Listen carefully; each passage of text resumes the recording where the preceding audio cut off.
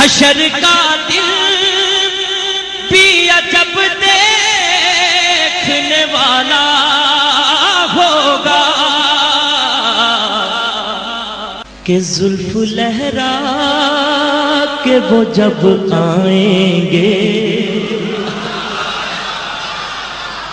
زلف لہرا کہ وہ جب آئیں گے،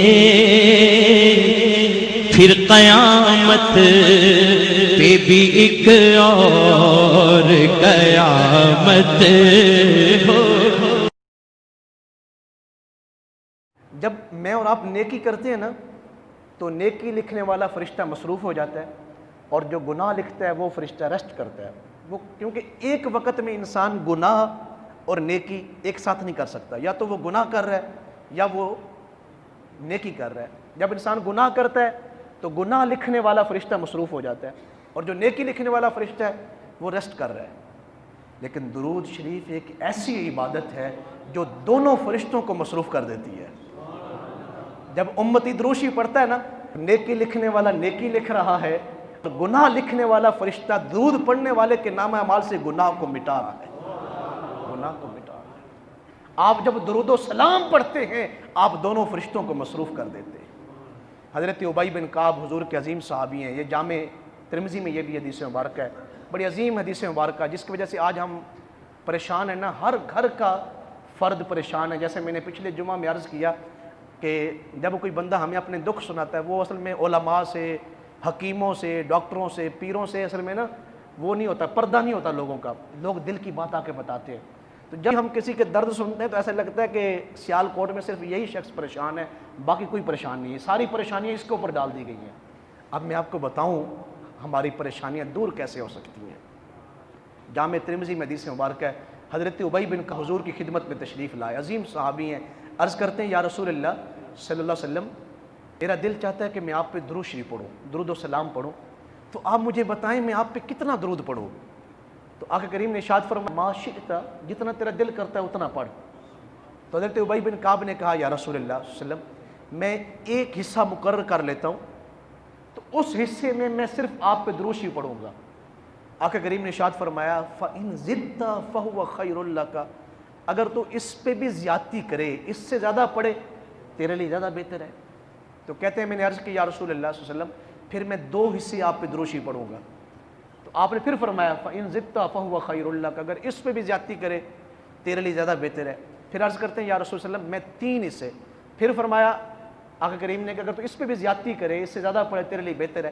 تو پھر کہتے ہیں کہ یا رسول اللہ میں ہر وقت آپ پہ درود شریف پڑھوں گا، ہر وقت میں آپ درود شریف پڑھتا رہوں گا۔ تو پھر حضور نے کیا ارشاد فرمایا؟ فرمایا اگر تو ہر وقت مجھ پہ درود پڑھے، اے ابی بن کعب، اگر آپ ہر وقت مجھ پہ درود شریف پڑھے، تو حضور نے ارشاد فرمایا تکفیٰ ہمک ویغفر لک ذنبک، اگر تو ہر وقت مجھ پہ درود پڑھتا رہے، درود کی برکت سے تیرے دکھ بھی ختم ہو جائیں، تیرے گناہ بھی ختم ہو جائیں، تیری زندگی میں کوئی دکھ بھی نہ رہے اور تیری زندگی میں کوئی گناہ بھی نہ رہے۔ یہ درود شریف وہ عبادت ہے جو انسان کے دکھوں کو مٹا دیتی ہے اور انسان کے گناہوں کو مٹا دیتی ہے۔ تو آئیں، آج جمعۃ المبارک ہے، آج یوم مشہود ہے، آج پوری دنیا سے حضور کے غلام کثرت کے ساتھ درود و سلام جو ہے وہ حضور کی خدمت میں پیش کریں گے۔ ایک مرتبہ ہم بھی اس مجلس میں، اس مسجد میں ایک مرتبہ ہم درود شریف پڑھ لیں تاکہ ہمارے گناہ بھی ختم ہو جائیں اور ہمارے دکھ بھی ختم ہو جائے۔ الصلاۃ والسلام علیک یا سیدی یا رسول اللہ وعلی آلک واصحابک یا سیدی یا حبیب اللہ۔ شیخ عبداللہ محدث دہلوی نے کتاب لکھی ہے جذب القلوب کے نام سے، اس کے اندر میں پڑھ رہا تھا آج صبح ہی، آپ فرماتے ہیں جو بندہ کثرت سے درود شریف پڑھتا ہے نا، یہ حدیث مبارکہ دیگر کتابوں میں موجود ہے کہ آقا کریم نے ارشاد فرمایا سب سے زیادہ قیامت والے دن جو بندہ میرے قریب ہوگا نا، وہ شخص ہوگا جو سب سے زیادہ دنیا میں مجھ پہ درود شریف پڑھتا رہا ہے۔ قیامت والے دن بھی اگر حضور کا قرب نصیب ہو جائے انسان کو تو اس سے زیادہ اور کیا چاہیے۔ حضرت شیخ عبداللہ کو محدث دہلوی جذب القلوب میں فرماتے ہیں کہ انسان حضور کے کتنے قریب ہوگا، درود شریف پڑھنے والا شخص قیامت والے دن آقا کریم کے کتنے قریب ہوگا؟ فرماتے ہیں کہ وہ اتنا قریب کھڑا ہوگا کہ حضور اس سے مسافہ فرمائیں گے۔ دروشی پڑھنے والے سے حضور سلام فرمائیں گے قیامت والے دن. کتنی بڑی شرف کی بات ہے. اور فرماتے ہیں جس دن قیامت والے دن یہ درود پڑھنے والا شخص پل صراط سے گزرے گا تو اللہ تعالیٰ اس کی پل صراط کو نور سے بھر دے گا اور یہ بڑی آسانی کے ساتھ جنت میں داخل جائے گا. تو اپنی زندگیوں کو, یہ ہم کس سن میں بیٹھے ہوئے ہیں؟ سن 2020 میں, ایسے ہی ہے نا. تو جب یہ 100 سال بیت جائے, 1 سال کے بعد میں اور آپ یہاں کتنے لوگ بیٹھے ہوں گے؟ ہم میں سے کوئی نہیں بیٹھا ہوگا.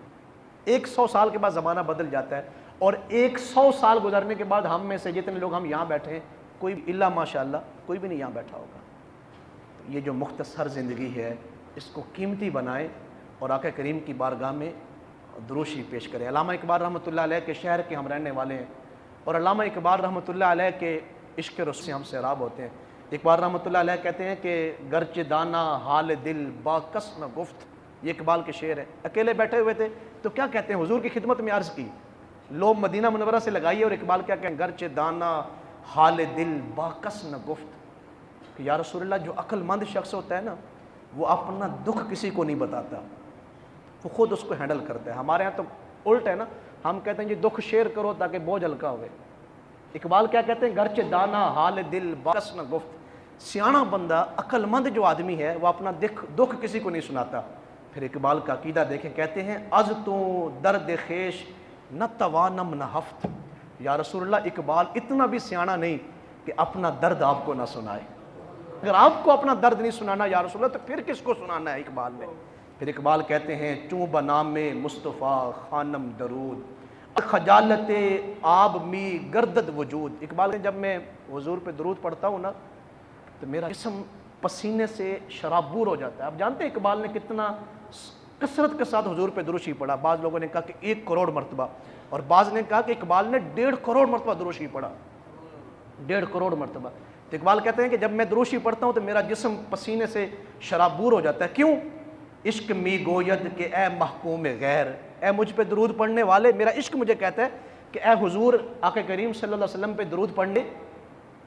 تو درود آقا کریم پہ پڑھ رہا ہے اور تیرے جسم پہ حکومت کسی اور کی ہے, تیرے دل پہ حکومت کسی اور کی ہے, کہ تیرا جسم حضور کی سنت کو قبول نہیں کرتا, تیرا دل حضور کی شریعت کو قبول نہیں کرتا, سنت کو قبول نہیں کرتا, تو پھر درود تو کیوں پڑھ رہا ہے؟